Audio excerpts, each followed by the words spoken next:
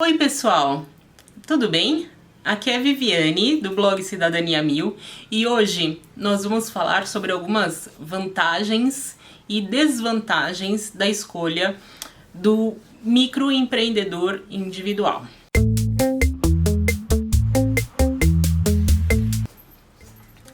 Gente, é muito importante que você entenda que ser MEI, ME ou EPP não significa escolher o tipo societário necessariamente, né? Então nós já fizemos alguns vídeos aí, eu vou deixar aqui na descrição, só para você conseguir pensar nessa questão, tá? Mas hoje nós vamos falar sobre a escolha tributária facilitada do MEI. Porque muita gente hoje busca escolher o MEI. Principalmente porque esse MEI ele pode faturar em 12 meses 81 mil reais, né, que gira em torno de mais ou menos 6.700 por mês. Né? Então, com 6.700 por mês, esse MEI vai recolher a título de tributação mais ou menos uns 55 reais mensais, né? E o que é importante a gente falar? Quando nós falamos, ele pode faturar 81 mil reais dentro de 12 meses, é óbvio. Se você começou a atividade empresária no mês de setembro, então a gente vai contar setembro, outubro, novembro, dezembro, vai ter só 4 meses. Então você vai pegar 81 mil dividido por 12 vezes 4. E aí você sabe o limite que você pode faturar nesse tempo. Tudo bem? Só pra gente ter uma ideia, porque quem não trabalha na área jurídica às vezes pode ter algumas dúvidas.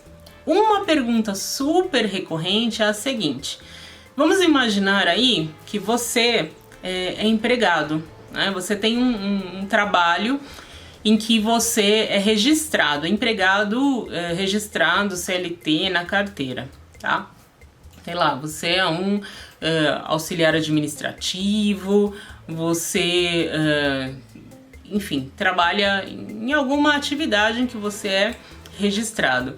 E você pretende abrir um MEI para desenvolver outra atividade, por exemplo, doces. E você pretende vender esses bolos para fora, né? Vou fazer docinho para casamento, etc. E para que você não faça essa atividade empresária na sua pessoa física, você pretende abrir um MEI. Ok. E aí a pessoa faz essa conta mesmo. Se eu for trabalhar na pessoa física, vamos imaginar que eu venda lá os 6 mil reais de docinhos, tá? Então você já entra nessa faixa do 27,5%, primeiro porque você já tinha lá na sua outra atividade um determinado recebimento, né? Então você entra na faixa maior e você vai ter que recolher o INSS.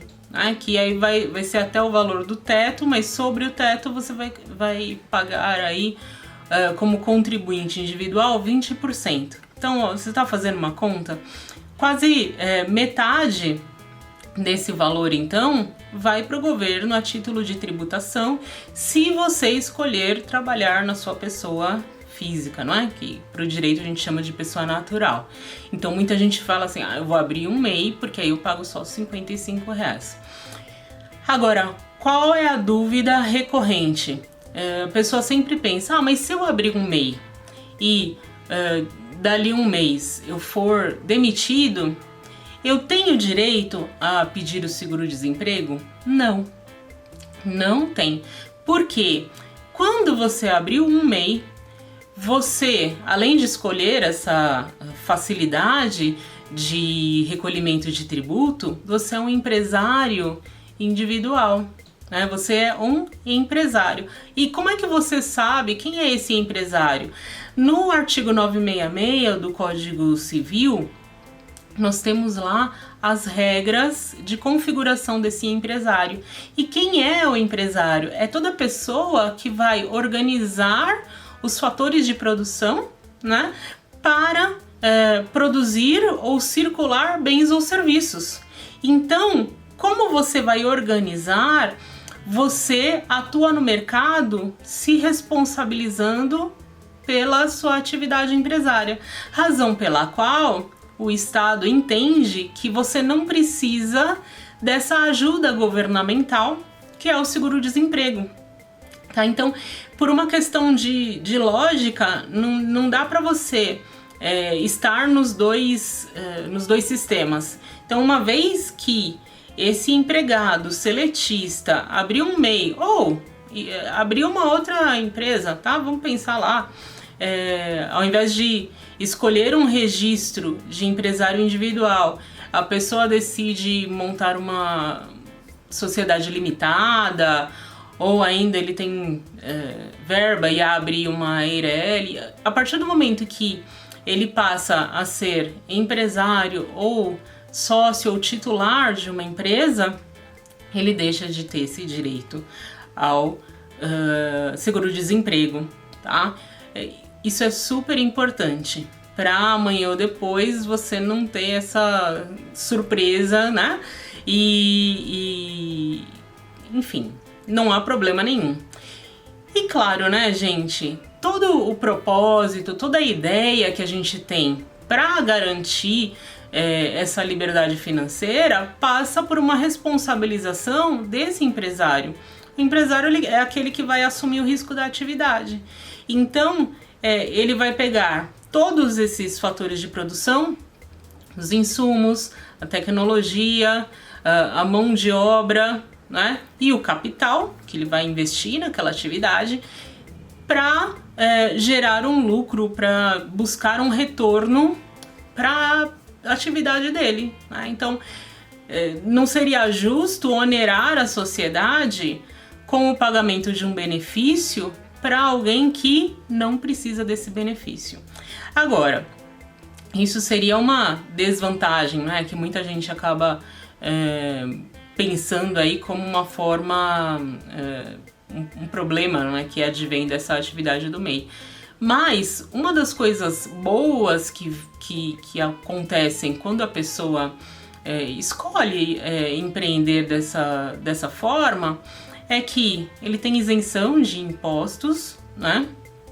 E ele começa a ter, por exemplo, muitos descontos, né? Ele pode fazer a compra de materiais utilizando o CNPJ que é atribuído com maior facilidade, não é? Porque muitos fornecedores de empresários faturam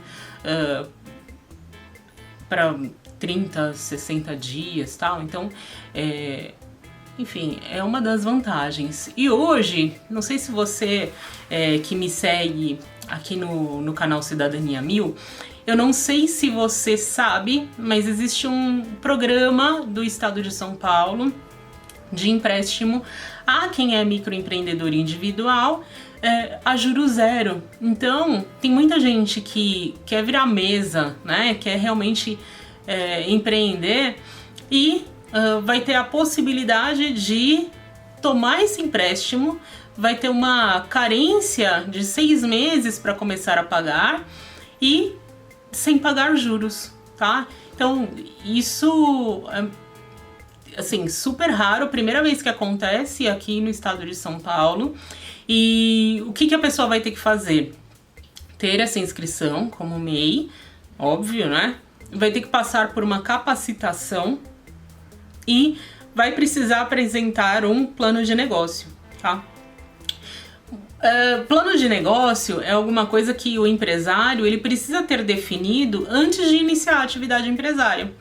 Tá? Muita gente fala assim, o plano de negócio só serve para você pedir empréstimo ao banco. Não é isso. O plano de negócio serve como planejamento da atividade. Se você, como empresário, né, a gente está falando do empresário individual, que é a pessoa física. Se você, como empresário individual, tem a noção do que você vai fazer, né, você vai organizar a atividade empresária, a sua chance de ter um sucesso no mercado é muito maior.